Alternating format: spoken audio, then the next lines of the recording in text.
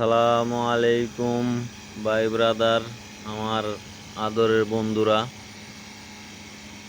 আজ আপনাদের মাঝে নিয়ে আসলাম কাটার মেশিন। আসলে গার্মেন্টসে কিভাবে মাল কাটিং করে কিভাবে কাটার মেশিন চালাইতে হয় এটা অনেকেই জানি না। কিভাবে কাটিং করে সেটাও জানি না।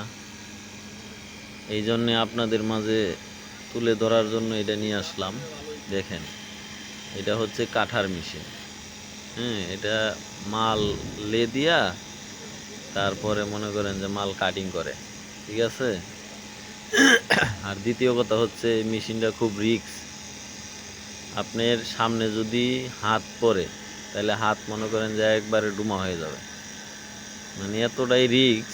ওটা আপনার মেটাল হ্যান্ড গ্লাভস আছে, এটা লাগায়া তারপরে আর কি এই মাল কাটতে হয়। কিন্তু আমি আসলে ভিডিওর ক্ষেত্রে এই জিনিসটা নিয়ে আসি নাই, অবশ্য আমার একটা রিক্সেরও ব্যাপার ছিল।